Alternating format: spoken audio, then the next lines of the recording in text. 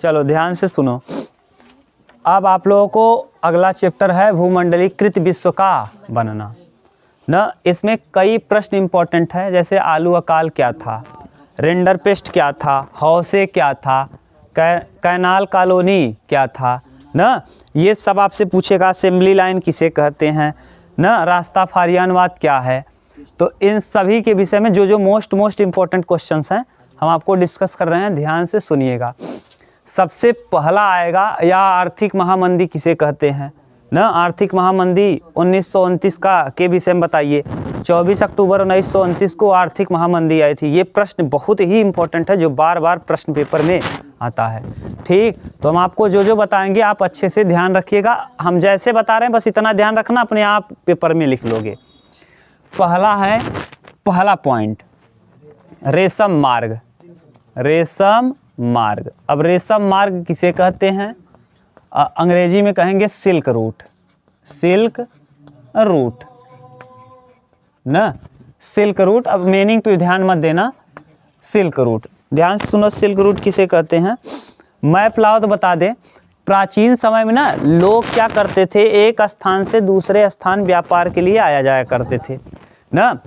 बहुत पहले समय में, पुराने समय में जब लोग भूखमरी से मरने लगे या फिर कुछ लोग घूमने टहलने के शौकीन होते थे तो एक स्थान से दूसरे स्थान क्या करते थे, जाया करते थे।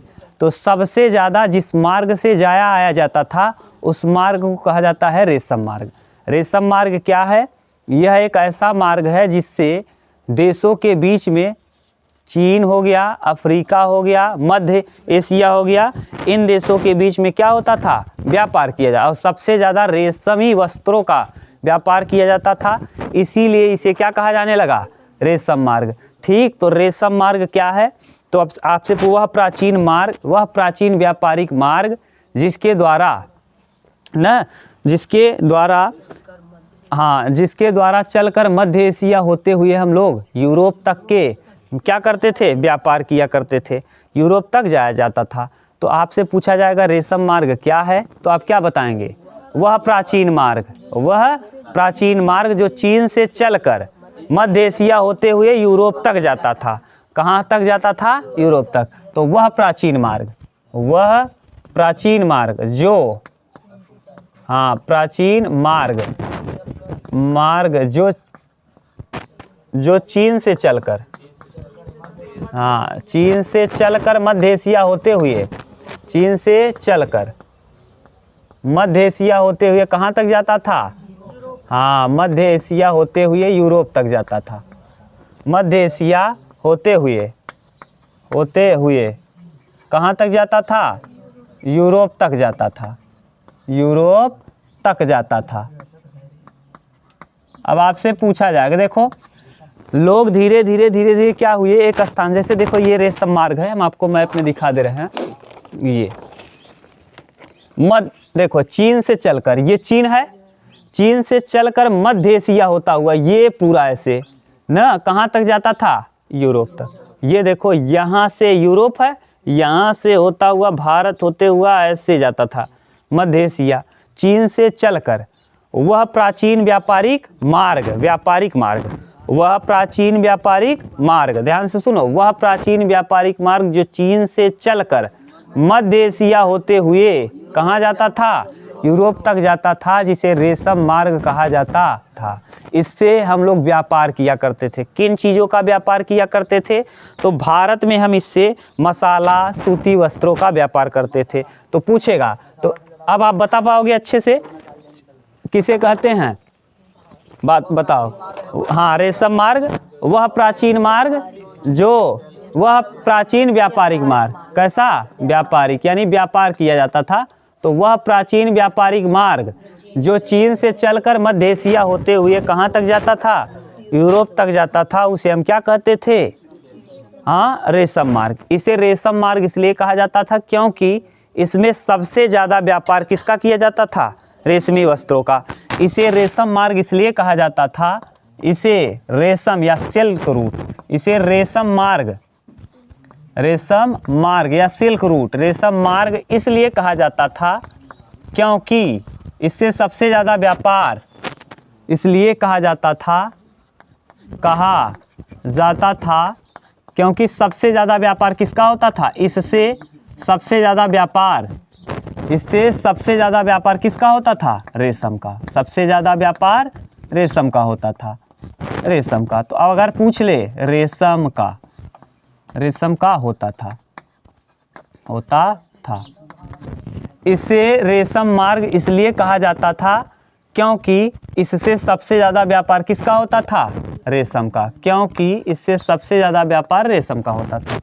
ठीक, जैसे इसमें ये जरूरी नहीं कि केवल रेशम का ही एक स्थान से दूसरे स्थान व्यापार किया जाता था, रेशम के अतिरिक्त भी व्यापार किया जाता था। जैसे भारत मसालों के लिए फेमस था, तो भारत में मसाला, भारत किसके लिए, मसाला, तो भारत से मसाला और भारत से क्या क्या, मसाले और सूती वस्त्र, मसाले और क्या, सूती वस्त्र। चीन से, अब चीन से होता हुआ आ रहा है, तो चीन से चीनी वस्त्र, चीन से चीनी पॉटरी और पॉटरीज, चीनी पॉटरीज और रेशमी वस्त्र। कौन सा, रेशमी वस्त्र। तो चीन से किस किस चीज़ का व्यापार किया जाता था, रेशमी वस्त्र और चीनी पॉटरीज का, चीनी बर्तनों का। ठीक, और फिर एल डोराडो एक खान है, एल डोराडो सोने और चांदी के लिए बहुत प्रसिद्ध है। एल यानी सोना और चांदी भी यहाँ से क्या किया जाता था, व्यापार, सोना चांदी। एक एल डोराडो खान दिया होगा, देखो एल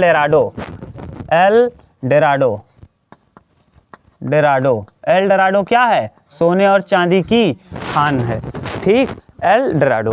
तो अब आपको रेशम मार्ग क्लियर, कोई दिक्कत नहीं, खूब अच्छे से बता सकते हो, आ जाएगा परीक्षा में आपके कि रेशम मार्ग किसे कहते हैं ना। और यह, हाँ, तो वह प्राचीन व्यापारिक मार्ग जो चीन से चलकर मध्य एशिया होते हुए यूरोप तक जाता था, उसे हम रेशम मार्ग कहते थे। इसे रेशम मार्ग इसलिए कहा जाता था क्योंकि सबसे ज़्यादा व्यापार ये इससे किसका किया जाता था, रेशम का किया जाता था। तो भारत में किसका किया जाता था, तो भारत में मसाले का और सूती वस्त्रों का, भारत द्वारा, और चीन के द्वारा चीनी पॉटरी और रेशमी वस्त्रों का। ठीक, अब देखिए धीरे धीरे ये सब मार्ग चलना हुआ, तो आदमी व्यापार करना चालू किया। इसी व्यापार के दौरान जैसे आलू है, इस पर खेती है ना, मूंगफली है, सोयाबीन है, टमाटर है, एक स्थान से दूसरे स्थान इसका क्या हुआ, स्थानांतरण हुआ। ये आलू हमारे यहाँ का नहीं है, जैसे तंबाकू यूरोप का है, तंबाकू लेके आया था कौन, वास्को डी गामा, कौन, 1498 में। देखो अब बता दे रहे हैं, आप जानते रहो थोड़ा थोड़ा ऐसे, अब धीरे धीरे आपको देखो। ये है पुर्तगाल की राजधानी है लिस्बन। पुर्तगाल की राजधानी क्या है, पुर्तगाल का एक नाविक, पहले स्पेन का एक नाविक चला था 1492 में, 1492, इसका क्रिस्टोफर कोलंबस, ये चला ना, ऐसे ऐसे चल के कहाँ पहुँच गया, उत्तरी अमेरिका। जब उत्तरी अमेरिका में ये पहुँचा तो वहाँ के लोगों को देखा, वहाँ के लोग अस्त व्यस्त थे, बहुत बिजी रहते थे। तो वहाँ पूछा गया उससे, तो इसीलिए इस तटवर्ती इलाकों को क्या कहते हैं, रेड इंडिया। जब पूछा गया कि कहाँ, यहाँ भारतीय लोगों के विषय में ये चर्चा थी कि एकदम फ्री रहते हैं, पहले से ही हम लोग फेमस हैं कि हम लोग क्या रहते हैं, फ्री। अगर कोई रास्ता बता दिया और 4 व्हीलर लिया है और अच्छा गाड़ी लिया है और आपसे रास्ता पूछ लिया और आप तब उसमें गाड़ी में बैठने के लिए पूरा घुस जाओगे और कहो चला हम पहुँचा दी, कहाँ चलेगा, आपन टाइम बर्बाद कर देगा। तो भारतीयों का ये स्थिति है, तो ये पहले से ऐसी स्थिति थी, लेकिन यहाँ के लोग अस्त व्यस्त थे। तो ये समझ गया कि ये हमने जो खोज किया है यह भारत की खोज नहीं हुई थी, भारत आने के रास्ते की खोज हुई, समुद्री मार्ग की। ये प्रश्न गलत बोलते हैं लोग, सुन लो हम क्या कर रहे हैं। वास्को डी गामा ने भारत आने के समुद्री मार्ग की खोज की है, भारत की खोज नहीं, भारत पहले से अस्तित्व में था। भारत आने के समुद्री मार्ग की खोज 1498 में किसने किया, वास्को डी गामा। और वास्को डी गामा ही तंबाकू लाया था, क्या, तंबाकू। तो तंबाकू कहाँ का है, पुर्तगाल का। तो जब लोग एक स्थान से दूसरे स्थान आने जाने लगे ना, काम करने के लिए ना, व्यापार करने के लिए, जैसे व्यापार करोगे तो एक स्थान से दूसरे स्थान आ जाना पड़ेगा। काम करने के, श्रम के लिए, पूंजी के लिए, व्यापार के लिए आदमी एक स्थान से दूसरे स्थान जब आने जाने लगा तो धीरे धीरे यहाँ की खान पान वहाँ गया, वहाँ का खान पान वहाँ गया। जैसे नूडल्स ना, नूडल्स आप जानते हैं, देखो ये हाँ चीन का है, नूडल्स हो गया, चाइनीज जो चाउमीन कहते हो, ये सब बताओ। अपने यहाँ का है मंचूरियन हो गया, मंचूरिया प्रदेश है चीन का। तो यानी अगर आदमी एक स्थान से दूसरे स्थान घूमेगा ना, तो साथ साथ उसका कल्चर, साथ के साथ उसका खान पान, सब कुछ एक स्थान से दूसरे स्थान आता रहेगा। जैसे इटली देखो, इटली हम लोगों का है, इटली कहाँ बनता है? इटली दक्षिण भारत का खाना है, दक्षिण भारत, साउथ इंडियन का ना, दक्षिण भारत का खाना है। तो हम लोग क्या करते हैं, इटली को खाने लगे। धीरे धीरे एक स्थान से दूसरे स्थान स्थानांतरण हुआ कि नहीं, लोग यहाँ से वहाँ गए। वड़ा पाव देखो महाराष्ट्र के लिए प्रसिद्ध है, तो यहाँ भी हम लोग अब बनाने लगे ना। उत्तर प्रदेश में भी धीरे धीरे प्रचलन हो गया। क्यों? क्योंकि अगर एक स्थान से दूसरे स्थान आदमी व्यापार करेगा तो व्यापार के साथ साथ सब कुछ स्थानांतरित होता है। उसका रहन सहन, उसकी भाषा शैली, उसका चरित्र, उसका व्यवहार, जो आपको अच्छा लग गया वो आप अपना लेते हो। धीरे धीरे अब तो सिस्टम ये आ गया है कि आदमी को जो अपनाना चाहिए नहीं अपना रहा है, उल्टा अपना रहा है। कटिंग देखो, अब पैंट वेंट का कटिंग देख लो, डिज़ाइन फटा है पूरा ना। पहले ऐसा कोई आदमी नहीं पहन सकता। तो ये रेशम मार्क क्लियर। अब रेशम मार्क के विषय में कोई पूछेगा तो बता दोगे। अगला लिखो भूमंडलीकरण। अगला भूमंडलीकरण, भूमंडलीकरण, भूमंडलीकरण दूसरा टॉपिक भूमंडलीकरण। अब सुनते जाओ। भूमंडली अंग्रेजी में कहते हैं ग्लोबलाइजेशन। भूमंडलीकरण अंग्रेजी में कहेंगे ग्लोबलाइजेशन। क्या कहेंगे? ग्लोबलाइजेशन। देखो, अपनी अर्थव्यवस्था को विश्व की अर्थव्यवस्था से जोड़ना क्या कहलाता है? ग्लोबलाइजेशन। अपनी अर्थव्यवस्था को किससे जोड़ना? विश्व की अर्थव्यवस्था से। जैसे हम लोग व्यापार कर रहे हैं, तो आप लोग अपने यहाँ से कुछ ले जा रहे हो, वहाँ से कुछ आ रहा है, तो व्यापार के माध्यम से हम दोनों के पैसे का और सामान का आदान प्रदान हो रहा है कि नहीं? इससे अर्थव्यवस्था का संचालन होता रहता है। जैसे कुछ चीज़ें हमारे पास रही, भारत के पास रही है, हम लोग दूसरे विदेशों से मंगाते हैं, कुछ विदेशियों के पास रही हम लोग भेजते हैं। तो ये तरीका क्या होता रहता है? चलता रहता है। तो अपनी अर्थव्यवस्था को, अब बताओ, अगर हमारा कुछ चीज़ वहाँ जाएगा विदेशों में, या विदेश का कोई चीज़ आएगा, तो हम जब भेजेंगे तो हमको पैसा मिलेगा, अब वो लोग भेजेंगे हमारे पास तो उनको पैसा मिलेगा। तो अपनी अर्थव्यवस्था को, अर्थव्यवस्था मतलब समझ रहे हो, मुद्रा जिससे चलन हो, तो अपनी अर्थव्यवस्था को विश्व की अर्थव्यवस्था से जोड़ना क्या कहलाता है? भूमंडलीकरण। तो सीधा सीधा परिभाषा लिखना, अपनी अर्थव्यवस्था को, अपनी अर्थव्यवस्था को, अर्थव्यवस्था को विश्व की अर्थव्यवस्था से जोड़ना। अपनी अर्थव्यवस्था को विश्व की अर्थव्यवस्था से जोड़ना, विश्व की अर्थव्यवस्था से जोड़ना, अर्थव्यवस्था को जोड़ना, अर्थव्यवस्था को जोड़ना क्या कहलाता है? जोड़ना भूमंडलीकरण कहलाता है। भूमंडलीकरण कहलाता है, भूमंडलीकरण कहलाता है। बोलो, आप बता लोगे यानी क्या है? यानी अगर हम कुछ चीज़ किसी दूसरे देश से व्यापार कर रहे हैं और कोई दूसरा देश हमसे व्यापार कर रहा है, तो इस दौरान हम लोगों को क्या होता है? मनी का एक स्थान से दूसरे स्थान पे क्या होता है? स्थानांतरण होता है। तो यानी अपनी अर्थव्यवस्था को विश्व की अर्थव्यवस्था से जोड़ने की क्रिया को जोड़ना ही क्या कहलाता है? ग्लोबलाइजेशन कहलाता है। क्या कहलाता है? ग्लोबलाइजेशन। जैसे बड़ी बड़ी कंपनियां हैं, अपने भारत में पैसा लगा रही है। जैसे देखो, चाइना का प्रोडक्ट है वीवो, ओप्पो, बन रहा है कि नहीं भारत में? उसने कंपनी डाल दिया, भारत में बना रहा है, अपना बेच रहा है, तो है कि नहीं? तो यही कहलाता है अपनी अर्थव्यवस्था को विश्व की अर्थव्यवस्था से जोड़ना, भूमंडलीकरण कहलाता है। क्या कहलाता है? भूमंडलीकरण। ठीक। भूमंडली के कारण आर्थिक क्या क्या प्रभाव हुआ? तो भूमंडलीकरण के कारण लिखो, भूमंडलीकरण के कारण आर्थिक विनिमय पर प्रभाव ना, विनिमय पर प्रभाव। देखो, इस भूमंडलीकरण के कारण 3 आर्थिक विनिमय होगा, 3 प्रकार का प्रभाव पड़ेगा। एक देखो, भूमंडलीकरण के कारण आर्थिक विनिमय पर प्रभाव, हेडिंग डाल लो, भूमंडलीकरण के कारण आर्थिक विनिमय पर प्रभाव, श्रम, पूंजी और क्या, व्यापार। भूमंडलीकरण के कारण आर्थिक चीज़ों पर क्या क्या प्रभाव पड़ेगा? व्यापारिक और राजनीतिक प्रभाव इसके ऊपर पड़ेगा। देखो है भूमंडलीकरण के कारण ना, भूमंडलीकरण के कारण आर्थिक विनिमय पर प्रभाव। आर्थिक विनिमय, आर्थिक माने धन दौलत। तो भूमंडलीकरण के कारण हेडिंग डाल लेना, भूमंडलीकरण के कारण आर्थिक विनिमय पर क्या प्रभाव। तो इसमें दो प्रकार का प्रभाव होगा, सामाजिक और आर्थिक। सामाजिक, आर्थिक और राजनीतिक। तो ध्यान से सुनो, जब हम लोगों का अर्थव्यवस्था दूसरे अर्थव्यवस्था से जोड़ रहे हो तो आदमी आएगा जाएगा कि नहीं? आदमी एक स्थान, जैसे हम लोग क्या यहीं रहते हैं, कुछ लोग महाराष्ट्र काम करने गए हैं, कुछ विदेशों में काम करने जाते हैं। तो भूमंडलीकरण के कारण ही ये संभव हुआ। अगर हम लोग विश्व अर्थव्यवस्था से जुड़ते नहीं तो हम लोग वहाँ काम करने जाते नहीं। तो बताओ, हम इसके दौरान भूमंडलीकरण के कारण 3 प्रकार का चीज़ आएगा, एक श्रम का, दूसरा पूंजी।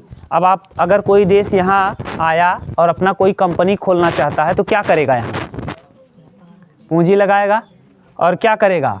व्यापार करेगा। और उस पूंजी और व्यापार के लिए उसको क्या चाहिए? आदमी चाहिए। कैसे कर लेगा? पूंजी और व्यापार कर रहा है, अगर कोई पूंजी लगा रहा है तो उस पूंजी को लगाने में कोई न कोई काम किया जा, करने वाला आएगा कि अपने आप काम होता रहेगा? मान लो मशीन से ही कराएगा, लेकिन फिर भी मशीन को चलाने वाला आदमी चाहिए कि नहीं चाहिए? तो यानी पूंजी का हुआ इसमें श्रम और क्या? व्यापार। पूंजी, श्रम और व्यापार। तो भूमंडलीकरण के कारण 3 प्रकार की चीज़ें आई, पूंजी का और श्रम का और पूंजी। क्या होगा? कोई व्यक्ति पूंजी लगाएगा जिससे ना कुछ लोगों को उसमें व्यापार रोजगार मिलेगा, वो लोग क्या करेंगे? श्रम करेंगे, और श्रम करेंगे तो उसको व्यापार मिलेगा, यानी एक स्थान से उस दूसरे स्थान तक उसको पहुंचाया जाएगा। ठीक, तो यानी भूमंडलीकरण क्या है बता लोगे? अपनी अर्थव्यवस्था को विश्व की अर्थव्यवस्था से जोड़ना क्या कहलाता है? भूमंडलीकरण। ये भूमंडलीकरण के प्रभाव क्या है, प्रवाह क्या है? 3 प्रकार के। भूमंडलीकरण के कितने प्रवाह? 3। श्रम, पूंजी और व्यापार। पूछेगा भूमंडलीकरण के कितने प्रवाह? 3 प्रवाह। कितने प्रवाह? 3। 3 श्रम, पूंजी और व्यापार। प्रवाह कितने प्रवाह हो जाएंगे? 3। इसी के दौरान जब बताओ आदमी पूंजी लगाया, श्रम कराया, व्यापार कर रहा है, तो आदमी एक स्थान से दूसरे स्थान पे व्यापार करेगा कि वहीं करेगा? एक स्थान से दूसरे स्थान। जब आदमी एक स्थान से दूसरे स्थान व्यापार करने जाएगा तो बताओ कुछ न कुछ चीज़ें अपने साथ खाने पीने वाला ले आएगा कि वैसे ही चलेगा? खाने वाला ले आएगा। इसी व्यापार के दौरान जब भूमंडलीकरण हुआ ना, तो बताओ हमारे भारत में ही हो रहा है पूरे विश्व में? तो विश्व में तो आप एक स्थान से जब दूसरे स्थान जाओगे तो ऐसी कुछ चीज़ें आपके यहाँ होंगी जो दूसरे स्थान पे नहीं हैं। तो इसी दौरान में, व्यापार के दौरान में ही लोग आलू लेके चले। तो आलू कहाँ पहुँच गया? भारत में। दक्षिण अफ्रीका में था, ये दक्षिण अफ्रीका का था। आलू आ गया कहाँ? भारत में। सोयाबीन, एक स्थान सोयाबीन का प्रचलन दूसरी जगह था, कहाँ आ गया? भारत में आ गया। तंबाकू दूसरे स्थान पे था, कहाँ आ गया? भारत। टमाटर, स्पैगेटी, नूडल्स, ये सब क्या हैं? व्यापार के दौरान एक स्थान से दूसरे स्थान पहुंच गए। आदमी लेके आया होगा और थोड़ा बहुत ख़राब हो गया होगा, फेंक दिया। और फेंक दिया, जैसे आलू ही फेंक दिए। अगर आलू ख़राब भी हो गया है ना, अगर बचा हुआ आलू है, जैसे आप जा रहे हो, अब पहले सोचो, पहले के समय में जब व्यापार आदमी कर रहे थे ना, तो समुद्री जहाज़ों से करते थे। अब समुद्री, जैसे जिसके यहाँ आलू हो रहा है, दक्षिण अफ्रीका मान लो आलू हो रहा है, दक्षिण महाद्वीप में ना। अब दक्षिण महाद्वीप कहने का कह रहे हैं एशिया, अफ्रीका महाद्वीप में। तो आलू वहाँ से चला मान लो, तो किससे आया होगा? समुद्री जहाज़ से पहले आदमी व्यापार करता था। तो समुद्री जहाज़ पे जब बैठा तो बैठ के कुछ आलू लादा होगा खाने पीने के लिए, एक दिन में पहुँच नहीं जाएगा। तो जब आना चालू किया होगा तो कुछ आलू ख़राब हो गई हुई, सड़ गई होगी, तो उसको क्या किया होगा? फेंक दिया होगा। और जब फेंक दिया होगा, जिस स्थान पे वो पहुँच के फेंका होगा, वहाँ धीरे धीरे वो क्या हो गया होगा? उगाया होगा। और जब उगाया होगा तो वहाँ पैदा हो गया होगा थोड़ा बहुत, आदमी को अच्छा लगा। इसी तरीके से एक स्थान से दूसरे स्थान पर क्या हुआ? चीज़ों का, खाद्य पदार्थों का क्या हो गया? स्थानांतरण हो गया। जैसे आलू है, सोयाबीन है ना, ये सब, तंबाकू है, टमाटर है, ये एक स्थान से दूसरे स्थान इसी भूमंडलीकरण के दौरान क्या हो गए? पहुंच गए। क्या क्या? आलू हो गया, टमाटर, सोयाबीन, पिज्ज़ा, नूडल्स, चाउमीन, ये सब क्या हो गए, एक स्थान से दूसरे स्थान पर पहुंच गए। किस वजह से, भूमंडलीकरण की वजह से। ठीक, तो रेशम मार्ग क्या है बता लोगे अच्छे से, भूमंडलीकरण क्या है बता लोगे अच्छे से। भूमंडलीकरण के कितने प्रवाह, 3। भूमंडलीकरण के कितने प्रवाह, 3। भूमंडलीकरण के अंतर्गत 3 प्रवाह होगा, श्रम का प्रवाह होगा, पूंजी का प्रवाह होगा और किसका, व्यापार। आपसे पूछेगा प्रश्न, भूमंडलीकरण के अंतर्गत कितने प्रवाह हैं, 3। श्रम का प्रवाह, पूंजी का प्रवाह और व्यापार। कोई भी अगर व्यक्ति भूमंडलीकरण के अंतर्गत आ रहा है तो उसमें क्या करेगा, उसको श्रम करना पड़ेगा। एक स्थान से दूसरे स्थान अगर आप गए हो तो आपको काम करना पड़ेगा। अगर काम कर रहे हो तो आपको कुछ न कुछ पूंजी मिलेगी या फिर पूंजी कोई लगाएगा, और फिर जो बनवा रहा है उसको क्या करना पड़ेगा, जो बनाया है उसको एक स्थान से दूसरे स्थान पे वो क्या करेगा, व्यापार करेगा। तो भूमंडलीकरण के कितने प्रवाह, 3। ठीक, अब आपको भूमंडलीकरण समझ में आ गया होगा और रेशम मार्ग। कहीं दिक्कत हो तो पूछ सकते हो। ठीक, अगला हेडिंग डाल लो, केनाल कॉलोनी। केनाल कॉलोनी लिखो। ठीक, अब देखो अगला, केनाल कॉलोनी। ठीक, केनाल कॉलोनी। केनाल कॉलोनी किसे कहते हैं पहले ये समझ लो, जैसे आप अच्छे से लिख सको ना, ज़रूरत ना पड़े किसी की। आपको अगर पेपर में दे दे केनाल कॉलोनी क्या है, तो केनाल कॉलोनी जब आदमी एक स्थान से दूसरे स्थान जाएगा भैया, तब वहाँ की जनसंख्या क्या होगी, बढ़ेगी।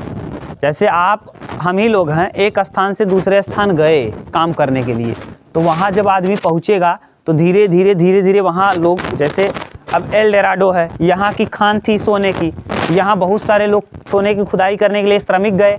जब श्रमिक वहाँ जाएंगे तो बताओ, धीरे जितना पैदावार हो रहा है उससे पैदावार बढ़ाना पड़ेगा कि उतने में काम चल जाएगा। जब ज़्यादा लोग बढ़ेंगे तो यानी वहाँ क्या होगा, हाँ माने खाने वाले पदार्थ का अधिक उपयोग करेंगे, तो इस स्थिति में अधिक उपज भी करना पड़ेगा। तो लोग जंगल, सोचो पहले आप दिमाग लगाओ, क्या जैसी स्थिति आज है, क्या जंगल उंगल पहले इतने रहे होंगे क्या और रहे होंगे। धीरे धीरे आदमी क्या कर रहा है, काट काट के बसना चालू कर दिया वहाँ। तो जब शुरू में आदमी कम रहा होगा बहुत पहले, तो धीरे धीरे एक स्थान से दूसरे स्थान जब व्यापार भूमंडलीकरण चालू हुआ, आदमी एक स्थान से दूसरे स्थान, कुछ लोग शौकिया थे, कुछ लोग मजबूरी में अपना कमाने के लिए, रोजगार के लिए गए। जब एक स्थान से दूसरे स्थान गए तो वहाँ खाद्य पदार्थ की कमी होने लगी। जब कमी होने लगी तो जंगलों को काटने लगे आदमी ना, बसने लगे, साफ सफाई खेतों में करके खेती करना चालू कर दिए। वहाँ श्रम हुआ, आदमी मजदूरी करना चालू कर दिए।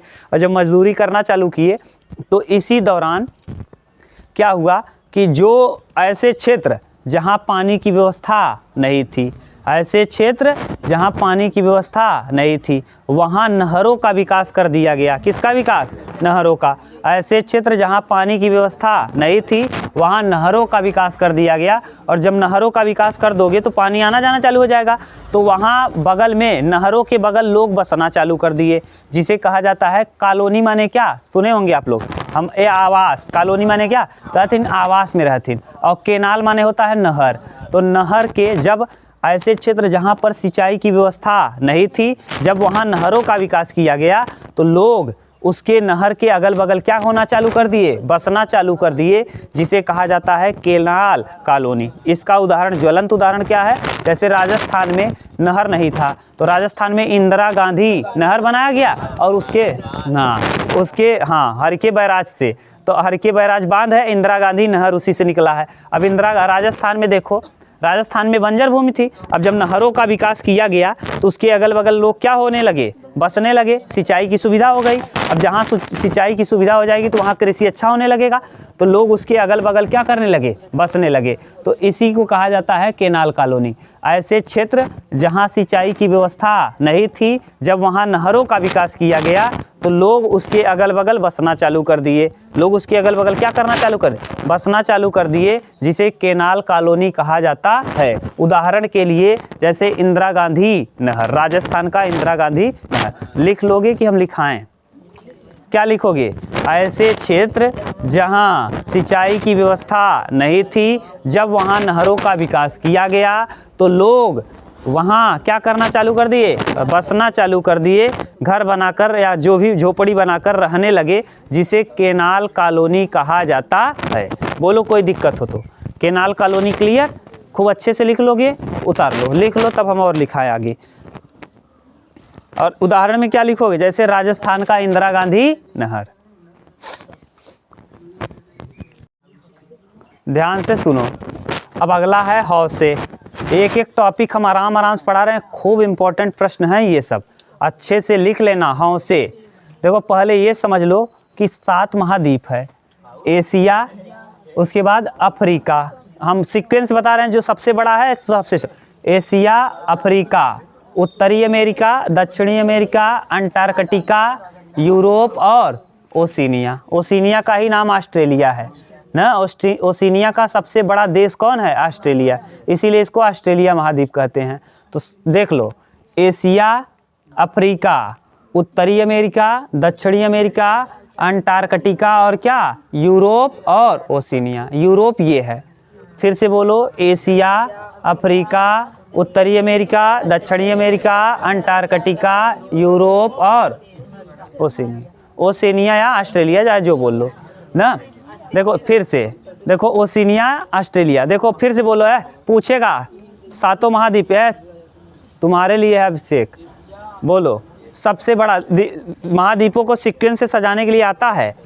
सबसे बड़ा एशिया, अफ्रीका, उत्तरी अमेरिका, दक्षिणी अमेरिका, अंटार्कटिका, यूरोप और ऑस्ट्रेलिया। अब ऐसे हम पूछे तब यहाँ ऐसे देखो, हम बोल रहे हैं, इसको हटा रहे हैं ना, हम सीक्वेंस से जैसे यहाँ दिखाएं, ये याद भी रखो कहाँ कौन है। अभी देखो हम इधर नीचे कर दे रहे हैं, एशिया, अफ्रीका, उत्तरी अमेरिका, दक्षिणी America, Antarctica, Europe, Australia. Clear? कहाँ कौन कैसे है, समझ गए सिचुएशन।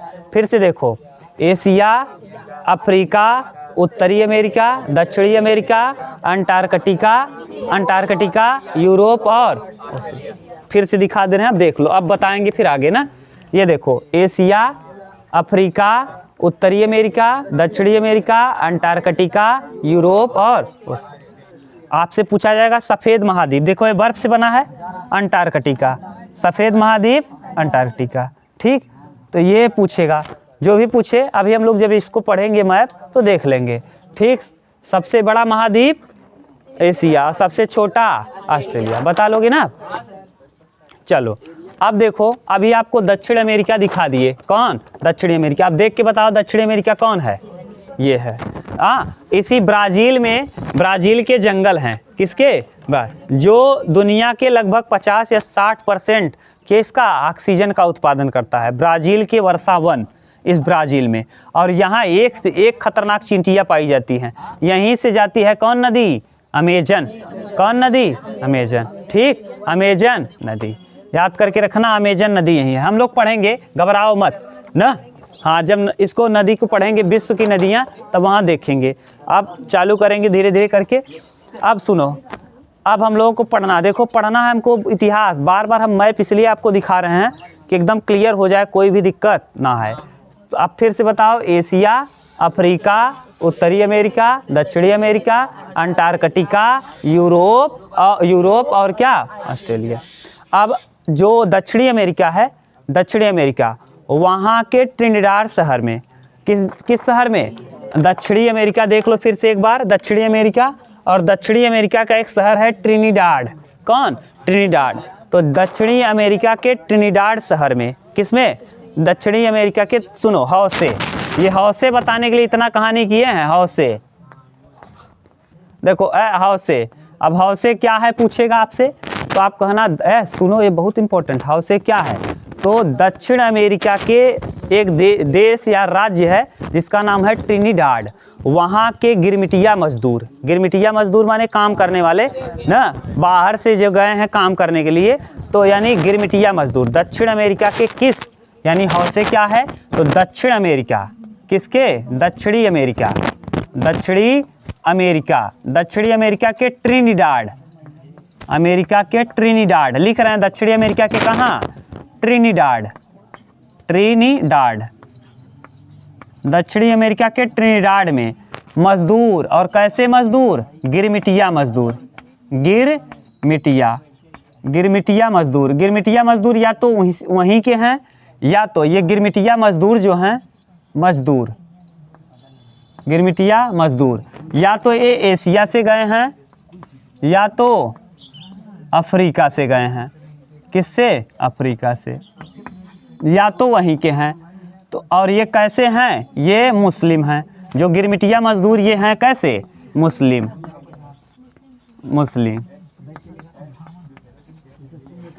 अब सुनो क्या बोल रहे हैं। हौसे क्या है पूछेगा प्रश्न आपसे, तो आप कहना दक्षिणी अमेरिका के ट्रिनिडाड शहर में कुछ लोग क्या करने के लिए गए हैं? व्यापार करने के लिए गिरमिटिया मजदूर के रूप में। या तो एशिया महाद्वीप से गए लोग हैं, या तो अफ्रीका से लोग गए हैं, या और कैसे लोग गए हैं? मुस्लिम। दक्षिण अमेरिका के ट्रिनिडाड शहर में ऐसे लोग जो या तो एशिया या तो अफ्रीका से कार्य करने के लिए गिरमिटिया मजदूर के रूप में कहाँ गए हैं? दक्षिणी अमेरिका के ट्रिनिडाड। नहीं यार, चाहे जहाँ जाओ काम करने के लिए, लेकिन यहाँ के लोग, ये हौसे बताना है ना, तो ये जो मुस्लिम है ये मुहा के अवसर पर, मुहा किसके अवसर पर? मुहा के अवसर पर। मुहा, मुहर्रम नहीं कहते हो, मुहा के अवसर पे हसन और हुसैन की याद में। हसन और हुसैन, हसन और हुसैन वाली कहानी आप जानते होंगे ना।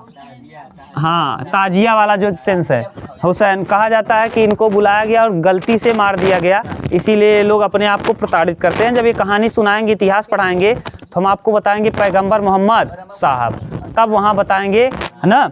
तो दक्षिणी अमेरिका में ट्रिनिडाड शहर में जो गिरमिटिया मजदूर एशिया या अफ्रीका से गए थे और कैसे थे? मुस्लिम थे। वो मुहा के अवसर पर हसन और हुसैन की याद में क्या मनाया करते थे ना? उत्सव मनाया करते थे। हसन और हुसैन की याद में क्या मनाते थे? उत्सव, जिसे कहा जाता था क्या? हौसे। तो बता लोगे हौसे किसे कहते हैं? दक्षिण अमेरिका के ट्रिनिडाड शहर में एशिया तथा अफ्रीका के कुछ मुस्लिम मजदूर मुहा के अवसर पर हसन और हुसैन की याद में उत्सव मनाया करते थे, जिसे हौसे कहा जाता है। तो हौसे किसे कहते हैं बता लोगे? दक्षिण अमेरिका में काम करने गए गिरमिटिया मजदूर जो कहाँ के थे? एशिया या अफ्रीका के थे। मुहा के अवसर पर क्या मनाया करते थे? हसन और हुसैन की याद में उत्सव मनाते थे, जिसे हौसे कहा जाता है। जिसे क्या? हौसे। हाँ, सब जगह मनाया जाता है, लेकिन ये उसी के लिए हाँ, ये वही पूछेगा ही, यही पूछेगा हौसे क्या है। तो आप लिखेंगे दक्षिण अमेरिका के ट्रिनिडाड शहर में एशिया और अफ्रीका के लोग गए थे जो गिरमिटिया मजदूर के रूप में। वे साल भर में एक बार हसन और हुसैन की याद में मूसा के अवसर पर क्या मनाते थे? उत्सव मनाते थे, जिसे हौसे कहते हैं। ठीक, लिख लो।